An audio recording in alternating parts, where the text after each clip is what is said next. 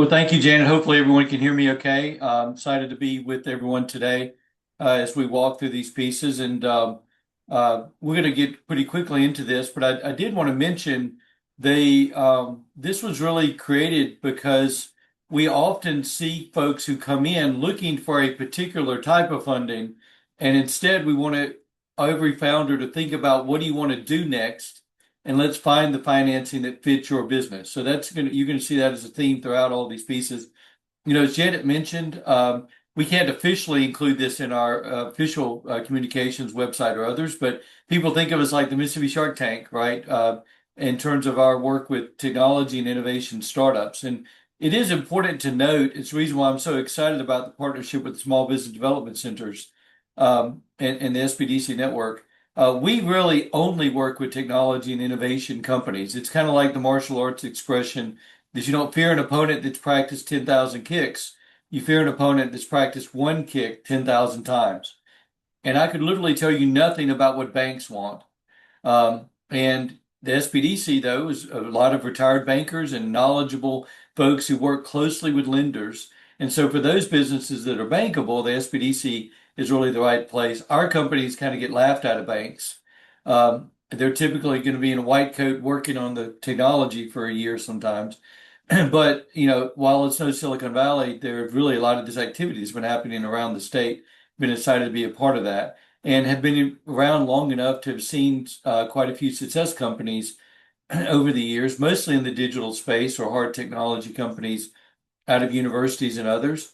But it's been, these companies take a while to grow up. So it's been fun to be around these companies and to work with them as they've grown up to be successful ventures. I will tell you, though, when you're dealing with technology startups, the tagline, for every winner, there are dozens of losers, odds are you're one of them. I don't mean to be defeatist in the way we're approaching this, but it's important to note technology startups are naturally very risky. And many times you can do everything right, but the world shifts underneath you. But a lot of what we're talking about in all of this effort is we don't want anyone to fail. But if you're going to fail, we want you to fail fast and fail cheap. And that's the overall strategy around everything we're talking about here in terms of investor-ready deals, is to be thinking through the things that could happen. All of these companies on the screen here, Mississippi-based companies doing really amazing things, $20 million of research funding and university work, the world's first streaming device to a television that you could have with an easy-to-use remote control to stream all internet video. All of these companies were doing amazing things, but the world shifted underneath them. And companies fail. And frankly, we have to be over this fear of failure if we're going to be in the technology space. Sometimes it's not the first idea, but the second or third one that turns into something really big. And so it's important to note that in terms of those pieces. It's also important and fun to work with new companies every week, literally 2 or 3 new ideas every single week when companies are coming in. And a couple of these you could probably argue should be on the success page already. But great companies doing interesting things. I don't know which ones will be the next, $500 million exit like we had with FNC and Next Gear Solutions and A&I Pharmaceuticals and those other success story companies. But I guarantee you some of these will be that. In all of these companies, we walk through a very systematic approach, which is we call COPATH, but our commercialization model. And it starts with very simple looping through the technical market and business questions. So literally step 1, well, by the way, step 0 is, are you solving a big enough problem?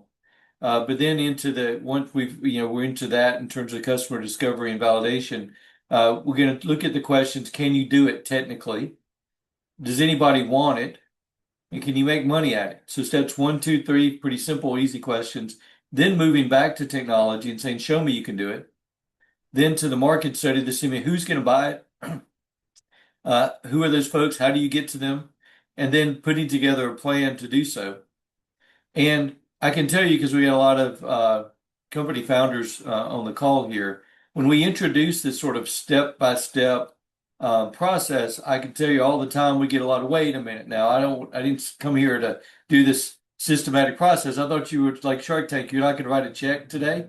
But we have to remind everybody, it's like the Japanese expression you're probably all familiar with, Senri no Michi mo Ippokura. which roughly translates means a journey of 1,000 miles sometimes ends very, very badly. And it is a whole different thing for someone to start a business with their own money than it is to start a business with investors' money. Because if you start a business with your own money, you might, celebrate success when you open the doors, celebrate success when you have revenues, celebrate the success when you are cash flow positive. And that's all great. But if you're taking investor funding, they don't get anything out of this until they get a return that matches their risk. So if you think about this salmon, he didn't just start this journey, right? Go all the way downstream out into the ocean. Now it's on its way back up, and it's all about the end very, very badly. It's like that when you're taking investors funding. You have to think of a way that they're going to get all the way to exit, which means a return for their funding that matches their risk.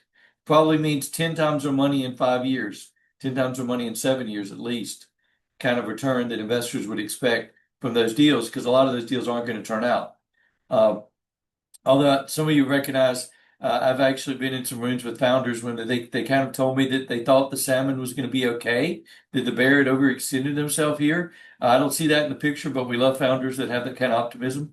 In case you see that in the picture, again, I don't see that, but we love founders that have those thoughts. But luckily, money though has a very systematic approach to it. But money is not the answer to every question. Most people think money is the answer to all companies' problems, but we would tell people money is like putting a jet engine on the end of this boat. That if everyone had their oars out of the water, if they're holding on tight, and if the boat's pointed in the right direction, you flip the switch on that jet engine, it can be incredibly powerful for that business. But I can tell you lots of horror stories, though, of companies that raised investor funding, spent it all, got nowhere, and now are basically hopeless because they have 30 angry investors and they made no additional progress. They're pretty much dead in the water and not going to be able to move forward. So money is not the answer to every problem, but luckily money follows this exact same pattern. And we're going to get to the details of how to set that up here for the rest of the time. But money follows the exact same pattern. If you can answer step 1, can you do it? Step 2, does anybody want it? Step 3, can you make money at it? At that point, friends and family come in to deals.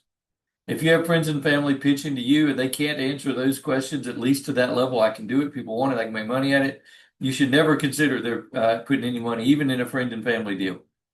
Answer the next set of questions. Show me you can do it.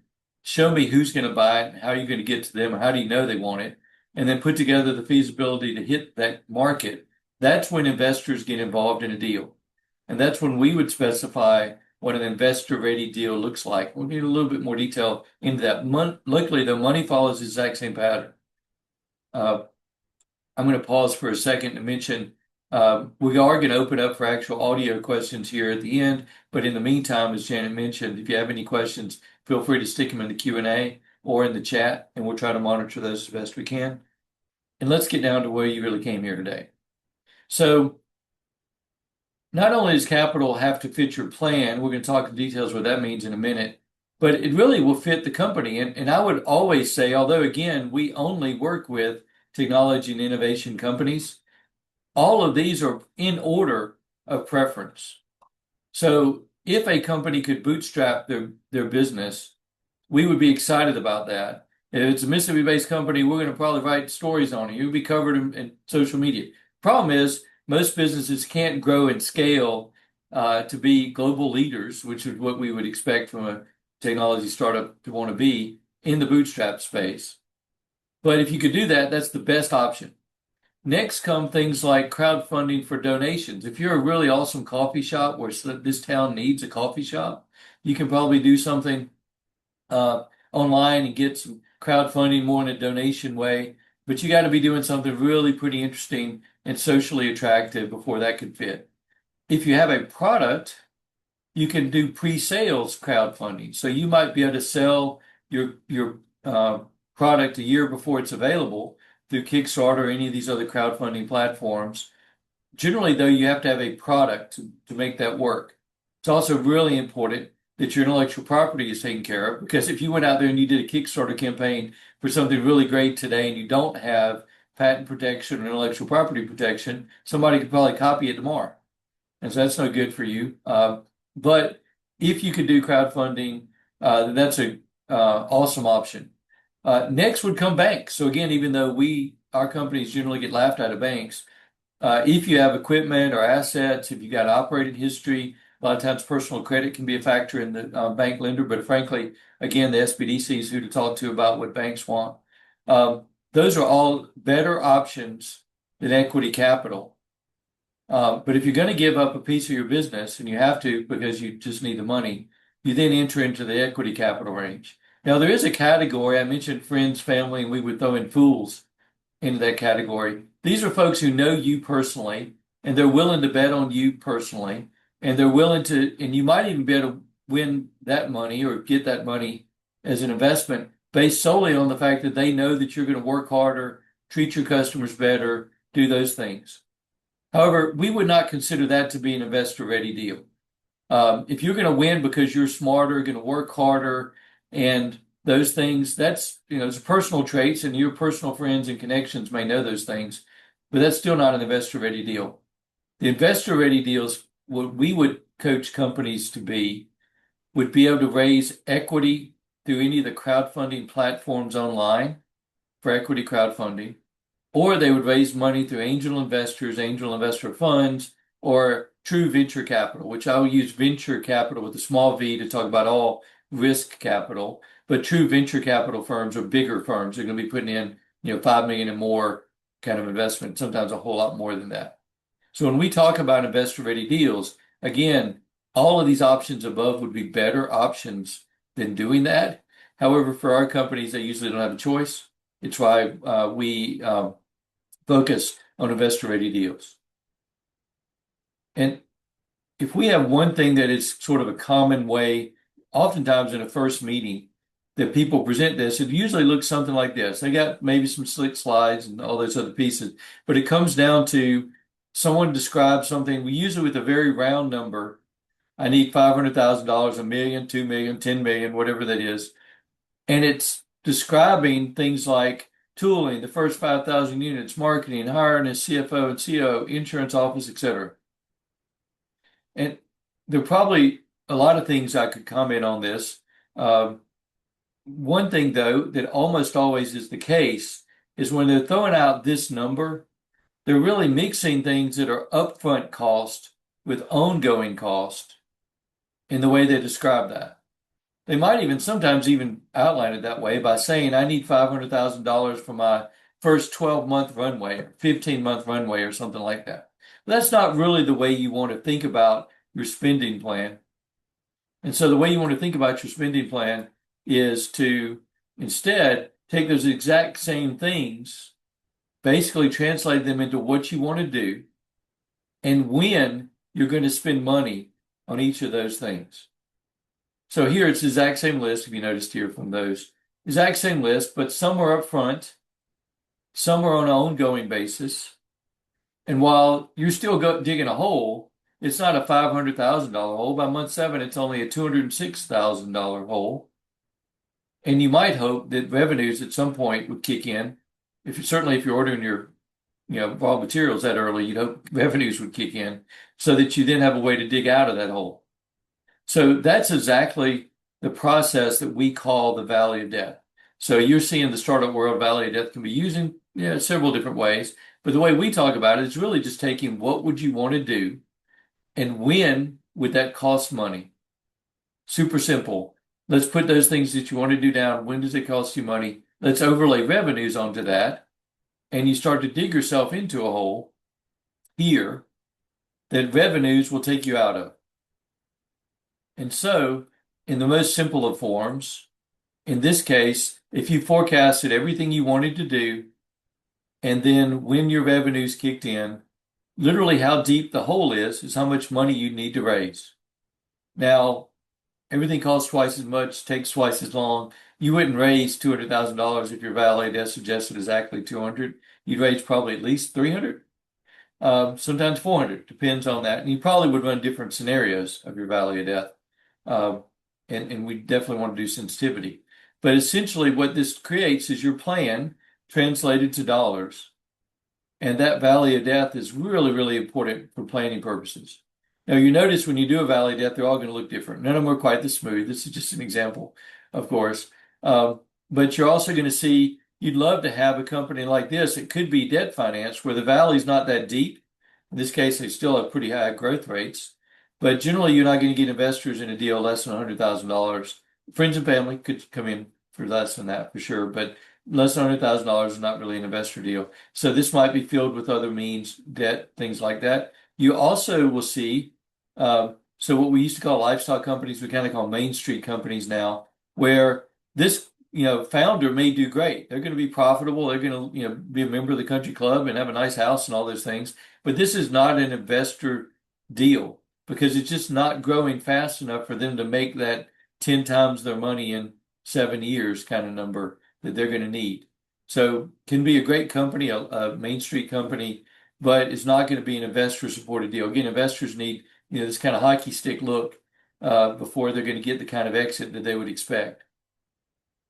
So when we look at the Valley of Death, then it's really important to understand the Valley of Death based upon the very simple things. What do you want to do next? And when does that cost money? The other next important element is let's find the important inflection points in your Valley of Death. So typically in this process, you're going to have these inflection points that are going to hit like your first prototype. So maybe this is not even a minimally viable product you can put in the hands of users, but your first prototype is going to be an important inflection point. There's certain money available both before and after that. We're going to go into that in a second. Your next phase, though, is now you've got a testing, redesign, all of those elements. They can be super long and expensive, or maybe you got lucky and your first prototype's pretty close. Maybe you can go ahead and put it out in the market, even if it's not perfect. You then have a next important inflection point, which would be market validation, meaning that this has been in the hands of some users. They've given you feedback. They like what they see. And this, I'm using this as a product example, but same is true for any digital as well, even if it's all digital. And then revenue. So these might have been some manner of test revenues and beta users that might have been paying a little bit, but at some point, another big inflection point is real revenues. Now, as we go through the funding available at each of these steps, you do not need revenues to be investor ready. You can still be ready for investors on our book with market validation, but not with revenues.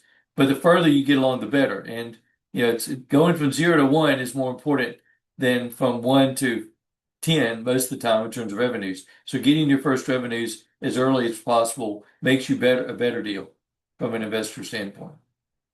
If you look then at the funding, though, each of these inflection points will have different funding available. You're basically stuck with only a few options when you have not even made your first prototype yet, and it's not a testable in the market prototype.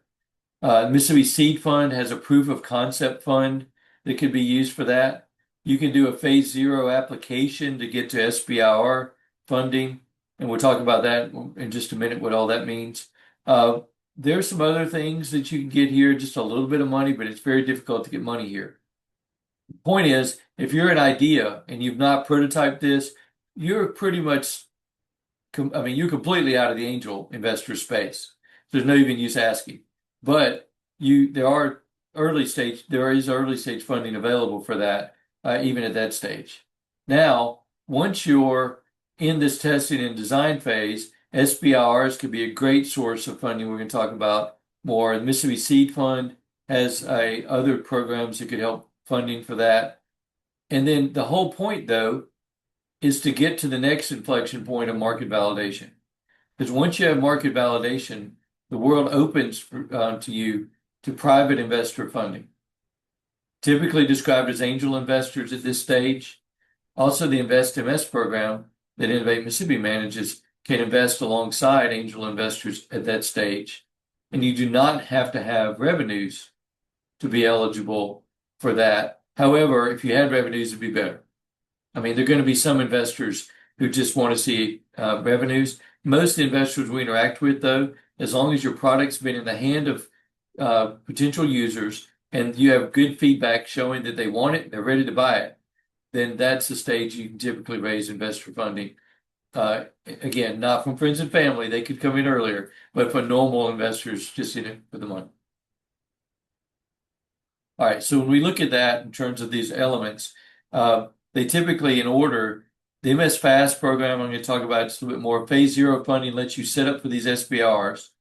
We have some vouchers for early stage companies, some micro loans for certain companies, especially women and minority owned companies. There's some programs we have for those at the very early stage, just through some private funding, mostly through the Kellogg Foundation. Then federal funding comes in. If you're doing world-class research, and that's a big if, but if you're doing world-class research, SBR and STTR funding can be an awesome, it's non-dilutive, they're grants.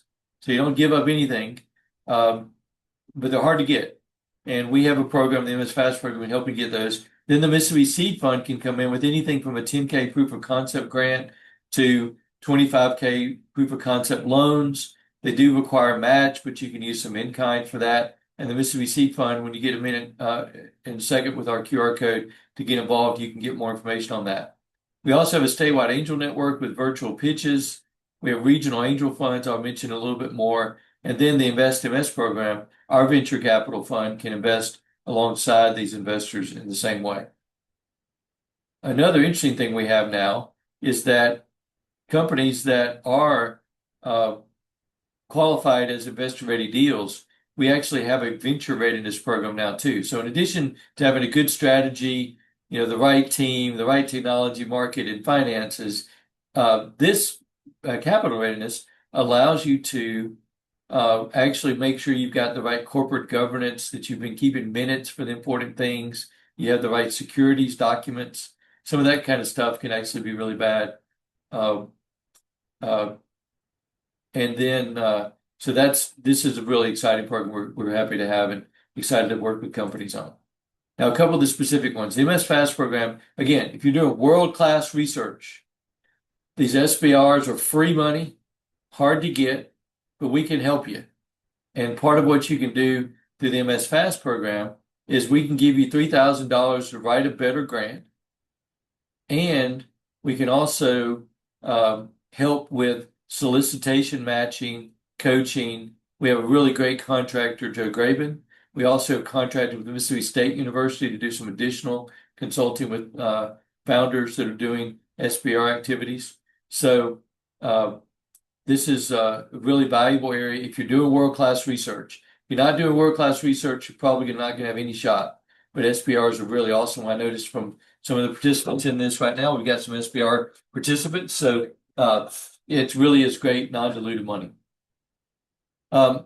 If you're unfortunately if you can't get non-dilutive money, in other words, you're not having to give up anything for those grants, angel investors, we've done several small funds over the years and now have the Mississippi Angel Fund that pretty much covers the whole state, although the South Mississippi Angel Fund does still exist and is really active with the group out of New Orleans and can put real money into deals. So, they're writing $2-3 million checks sometimes. And this is a very active group, the Mississippi Angel Fund, the South Mississippi Angel Fund. This is South Mississippi, again, is really, they're almost done. They've saved some money for other investments, follow-on investments, but they're active through the Southeast Angels group out of New Orleans, and so still a good source for funding. We also have the Invest MS program, which is, again, not a grant. This is an investment program. And we have been soliciting and have received applications and approved one and about to approve others for new investment funds to come to Mississippi. And those would be at the fund level, new venture funds that are looking to have to invest in Mississippi deals that we can match, or for an individual company, if someone already has, for example, $200,000 of investor match, we might put in 150, maybe even 200K, matching those investment terms. So if you're giving up, 10% for the first 200K, you can give up another 10% for this 200K. The point of this is to be an evergreen fund, though, and to last forever in terms of that. By the way, back to this one, there was a question: what's meant by world-class research?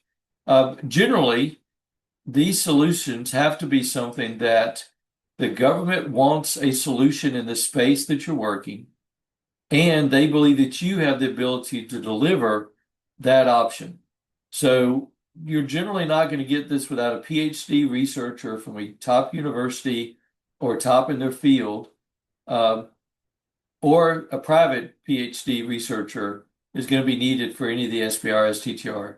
Um, we occasionally will see somebody that can get them that isn't a PhD researcher, but they're partnered with somebody or they've got otherwise really awesome professional credentials to allow them to have a shot at that. Great question. All right. And then right now, y'all may have noticed we kicked off our pitch season last week with an event at our regional partner in Vicksburg, Mississippi State University's M-City pitch competition was last week. This QR code to get you to co-builders. Now the co-builders program is actually a 12-week accelerator, and all of the companies for co-builders come out of the regional pitch events. It's not the winners of the pitch events, by the way. That's really important to note. Some of these companies may be too far along that could win pitch competitions or things like that. Co-builders is specifically only for companies that have a minimally viable product ready for testing with customers, but not too far along in revenues, and who can be ready by pitch day, November 10th, to pitch to investors. So if they're doing a medical technology that's going to require 24 months of clinical trials, that's not going to fit into that schedule.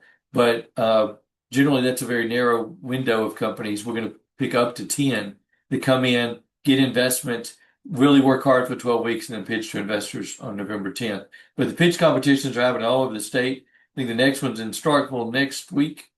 And then they're all over in all the other locations through cobuilders.ms.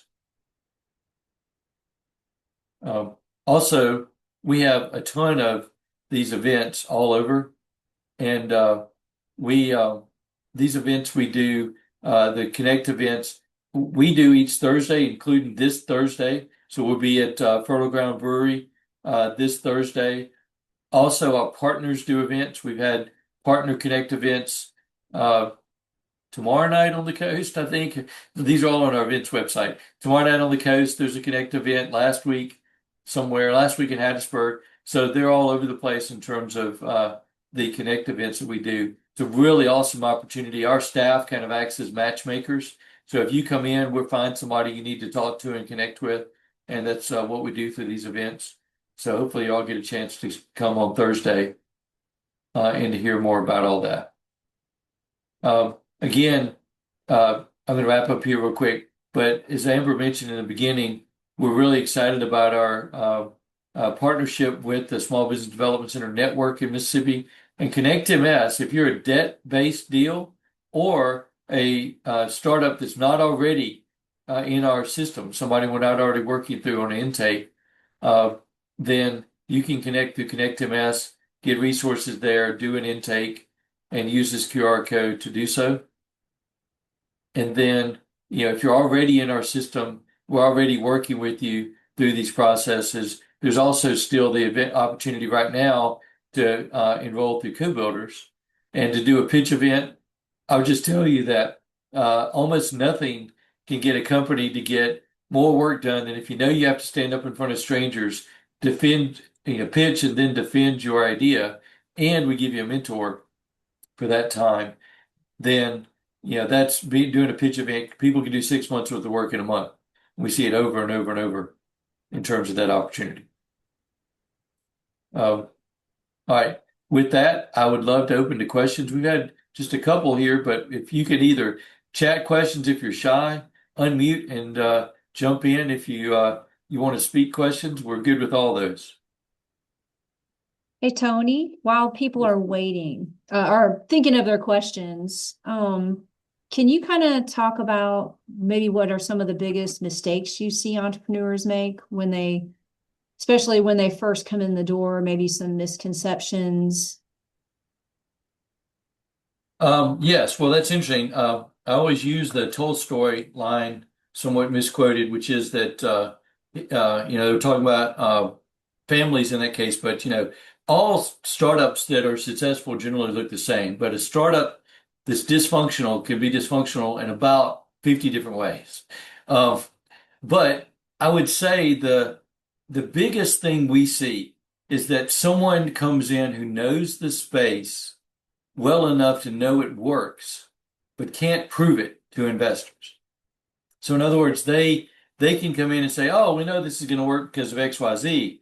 What you really need is to have validated this solution with actual users who aren't your friends and colleagues and things like that.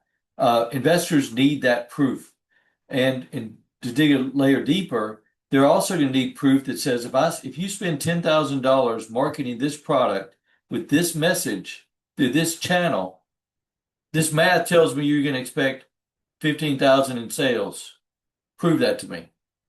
So it's not just that they're going to want it, but specifically that this particular marketing message to this particular channel produces this many click-throughs, this many purchases, this many, customer lifetime value. So it's very important that founders who know the problem, who come from the industry, don't shortcut those elements. Because, frankly, even if you were the expert before you became the founder, no one will believe you once you're the founder, because everyone expects the founder to be all optimistic and expect it's going to work. Whereas you can't, even if you were the expert before that, once you're the founder, no one can believe you anymore. You need somebody else proving that it's the case. Good question there. Max, I see you raise your hand. Unmute and ask away. Yeah. So I'm just kind of wondering a little bit about the Valley of Death stuff. So, in my head, what I'm kind of trying to figure out is if we're trying to scale, like say we have a platform technology, not one single product, right? If I was an investor, or would it be better to see, okay, I have a plan for further expansion, which means I'm going to spend more and more money as I grow more and more revenue to where eventually I become green, but, I want to utilize kind of the funding you've given me for the next, 2 years and then just keep spending more money until we get to, exponential revenue growth. Well, what you'd have in those and you see all the time, of course, this is a great oversimplification, but you see all the time that you see, a short valley, then a cliff, then a longer valley, then more, and that you have different inflection points in different situations. Um, and and that I think the way to do that is just to model literally what you think will happen and let the math show in terms of the graph and those pieces. What it probably then means is that you're going to raise money to get to this launch. Maybe you launch a product here, but it's still not cash flow positive when you go into your next product, and that goes even deeper. And as long as you have that story laid out, I think you can, in the markets, you get all the same caveats, right, of market size and all those other elements. But you can lay out that story and it can make sense. And investors can come along and know that that's going to be the situation. Heck, we see sometimes it's not as much the case anymore because even, you saw a lot of early companies that really focused on users instead of revenues and things like that. Nowadays, people expect you to monetize those users pretty quick. You're not going to see companies like Facebook did originally getting to giant numbers of users without any real revenue. But that can be part of a plan as well. Maybe your plan is to set up some acquisition for other reasons. That's really a whole different conversation, but I will give you the short version of that, which is important in this context, which is people will buy your company for a bunch of different reasons. If they're going to buy you for your technology, then once you perfected the technology and you can demonstrate it's valuable, they might buy it then, even if you're not profitable. So they're buying your company because your technology is awesome and they just want to acquire the technology. Sometimes they buy it because they want your customers. Sometimes they buy it because they want your connectivities and partnerships. Sometimes they buy it because they just want your people, which gets more awkward in terms of the multiples and those things. But people will buy your company for different reasons. Any investor deal has to be planning its way to exit. And that's an important consideration from the beginning is why would someone buy you? And if your valley of death goes super deep, but you've got a reason why you're going to be, acquired at some point during that or something like that, it can still be a reasonable story. That's a pretty long answer to a short question, Max. Yeah, Did that no, help? I appreciate that. Good afternoon. So my question is, at the very beginning, you said that the questions you should ask yourself is, can I do it? Do people want it? How can I sell it? And can you repeat what was the last thing you said? Yeah. Well, first question, step zero is, are you solving a big enough problem? Are you solving a problem the market cares about? That's all. Yeah, that's a pre-question. Then show me you can do it. Does anybody show me? Sorry, that's here. Can you do it technically? Like, will it work? Does anybody want it? Can you make money at it? And that's still surface level questions. Then show me you can do it. Show me who's going to buy it. The step five is really important. Which specific customers are going to buy it? Why would they buy it? How's it better? All of those elements roll into that step five. And then you have to have a plan to hit those markets. And that's what step six is, the feasibility of your plan to hit those markets. All of this is rolled into a tool called CoPath. It's an online tool that we use and that we can set up any Mississippi founders in. Again, it's really made for investor ready, companies and approaches, but we can set everybody up in CoPath that's interested. And if you're, I'd say for everybody on the call, if you're already in our intake and you're not on CoPath, let us know. If you're not an intake company of ours, then you can go through that QR code here on Connect MS to go ahead and do an intake and be on there.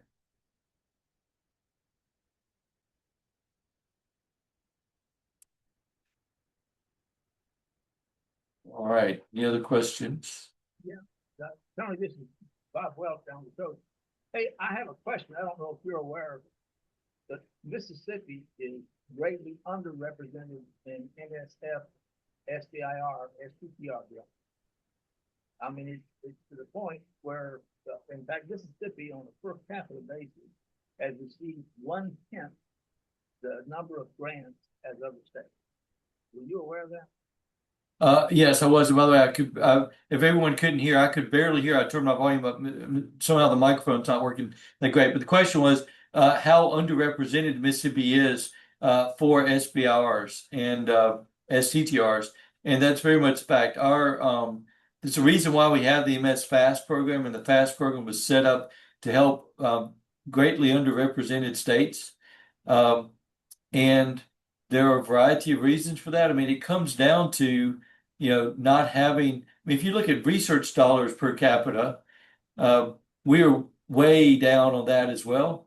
But interestingly enough, we're even more down on the SBR pieces. I do think some of the changes to the SBR that just came through with congressional reauthorization can help with that a little bit, because what we were seeing is on a percentage basis, a giant number of the SBRs were being won by these Virginia and Maryland SBR shops, kind of, and some will win in 30 a year.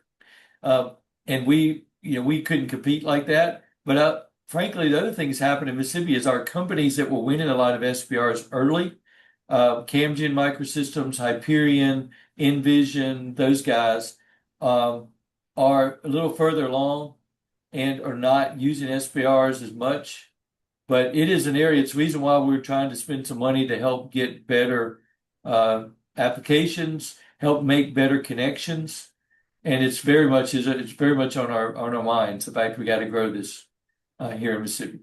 Well, I don't know if you can hear me or not, but we've looked at it real carefully, and there are some structural problems with the National Science Foundation and how they award SBIR, and it has to do with that programmatic level. And the thing is, we found this out. We can share it with people, but there's no sense in just screaming at the wind. We don't know an effective path to cause the NSF to change. They need to change. This is their SBIR program, not their university funding program.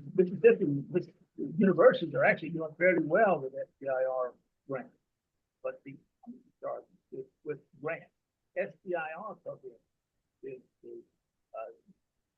desperately in need of change.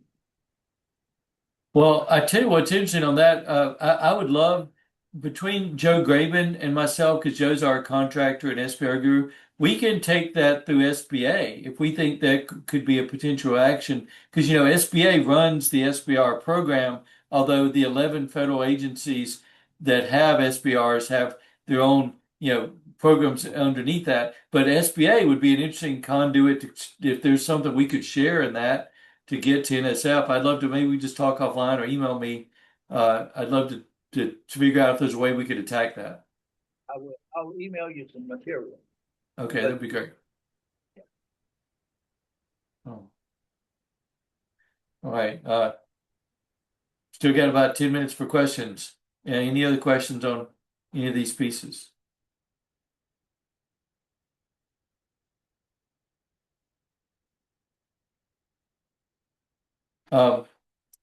If you look at our tools through CoPath, we talked about, can you do it when anybody want to make money at it? Literally, competitive matrix, market prioritization, and Valley of Death are introduced very early in that process. And so it's something that you will work on from the beginning. They're all intended to allow you to do this analysis at your desk before you go out spending real money in the field. But I will tell you, they're also living documents. Like, you would always want to keep these up to date because this is about predictability too. And knowing that, if you need to raise money in 6 months, you need to be working on it now. And so knowing when these are coming. One thing that's really important, I didn't mention, but no offense to the accountants out there, but you got to be really careful to do all these things on a cash basis and not on an accrual basis. Because what you don't want to be doing is, you could be fine on an accrual basis, but the cash could still be a problem. So we want to make sure in all those cases that you're doing all this on a cash basis as well. Looks like Kim Gavin has a question. Kim, please unmute and ask.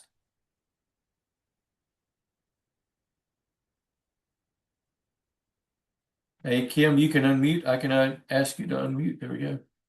Hi there. Sorry about that. I was looking for the unmute button, Tony. Thank you so much to you and Innovate Mississippi for this presentation. I really appreciate it. Per Bob's comment, I'd like to be part of that too. I echo his sentiments about NSF and SBIRs for Mississippi specifically, but I was interested in knowing if you have any comments about the SBIR process. I know we've all been awaiting that for a bit on that renewal. And then I also wanted to ask if the state has any recommendations on matching funds for that, and when the right timing is on that.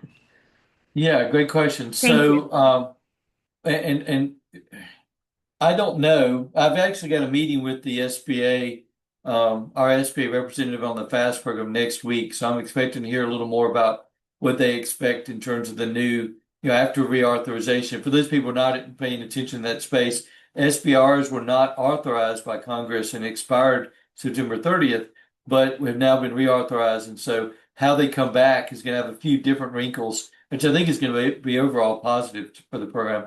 But we're going to have to see how that actually works in practice. So I expect to hear more about that next week, and would love to share the information if we could on the NSF deficiencies and those pieces. In terms of SBR match, we have proposed a couple of times to have direct SBR match, and I think the current economic development folks would be Mississippi Development Authority and others would be open to that in the current realm. But we found that to be, I think what you've got to do in order to do that with our current legislative leaders is probably find a way to tie it as well to potential recruiting and getting companies to come here and stay here better through that match. And we haven't quite found a package that everybody's been able to agree with that could be used together with recruiting. I do think, particularly Bill Cork at Mississippi Development Authority right now has been really aggressive about trying to find slightly out of the box kind of solutions. So I think that's something that we have a chance to be able to push. If we had the funding for the Mississippi Seed Fund, we have a $250K if you're working with the Mississippi University program, but it's currently not funded, and the legislature did not put any new money in that. So we're still struggling a little bit to get those elements in place that we think could be valuable. That could be an SBR match if you were working with the university in the state. but right now that's not even funded either. So it's going to be, I don't have a good pathway on how we can get to an SVR match program, frankly. Okay, thank you. Appreciate the update on both counts. Thank you, Tony. All right. I don't mind letting anybody go a little early, so, but I want to make sure there are any questions if you have, they get a chance to be asked. Wait, I just closed the window accidentally, so I did not mean to do that, but I'm happy to do so if that's okay. Um,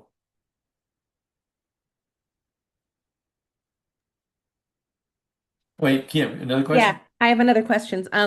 I always like to say I don't know what I don't know. So in terms of staying apprised on efforts that Innovate Mississippi is running or um, awareness on opportunities for small businesses, what's the best means for that? I believe I'm on your mailing list, but I just want to make sure I am. And again, don't know what I don't know. Well, I think I've found that if you put in somebody, again, who's already on our e-newsletter list, and if you click on this Get Involved, I think if you put them in twice and there's no error, it just puts you in and all. So the Get Involved button does include the e-newsletter link. And you can get our e-newsletters to talk about all of our regional events. And we really try to put in things that we don't have anything to do with that we think are interesting and in the technology space as well. So that QR code can get you there. It's also just innovate.ms and the big green button on the website. Sounds good. Thank you. All right, let's see. I'm looking to make sure between our Q&A and our chat that we don't have any other questions.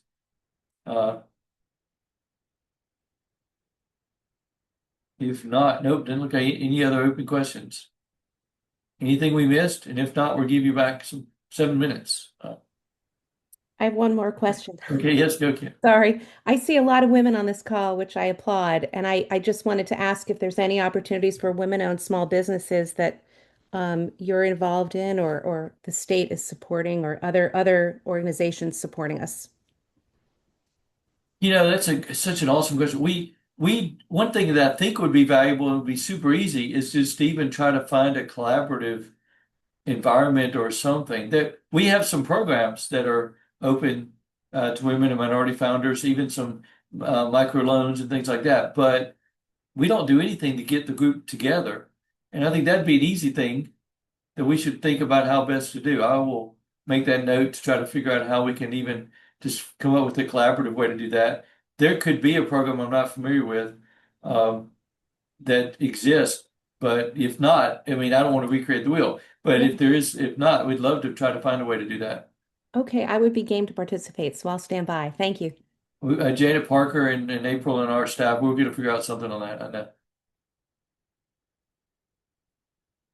Janet just sent the note. I don't know if I was supposed to share, but it says I really, really want to do that. So it was Janet's note to me. So,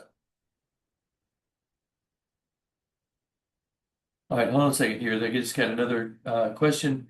Okay,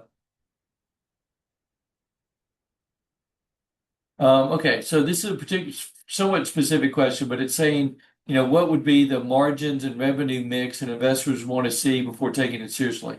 I think the key to an investor deal is the ability to scale. And so the trick early on is sometimes you have sort of a service business with a product, and you need to show that it can turn into a product business so that it can scale better. So in other words, if your if your current business is mostly a consulting business where you use something on the back end as a hardware or software product, and you could convert it to being all hardware and software or mostly hardware and software, that just has the ability to scale so much better because service businesses don't scale very well. If you grow your revenues, you have to hire more people and spend more on salaries and contracts and those things. So I think that's more important than the margin. Is your ability to show the ability to scale your margins over time. So no matter what your current margins are, it's more important, I think, to show that you can scale that and improve that as the company grows. And already be on the path to that is usually important. But we do see all the time companies that are basically a consulting company where they happen to develop some product and then they can turn that into, a website or user interface. And that's a pretty common model. And they have to go out and raise money to maybe work on the user interface and then market it or things like that. That's a pretty common model for a service company to turn into a high growth opportunity. All right, I'm not giving you any more time, any of your time back unless we're done, but I'd still take a question. But with that, I think we're done. We're going to be, Janet or Amber, I know we're going to have follow up even from each of these webinars. But if anybody else, our contact and my contact information is on our website at innovate.ms. If there are any other questions, if you're not already a company we've interacted with, please do an intake and we can get you connected. And it is pitch season. So if there's a pitch competition out there that interests you, go find it and go pitch.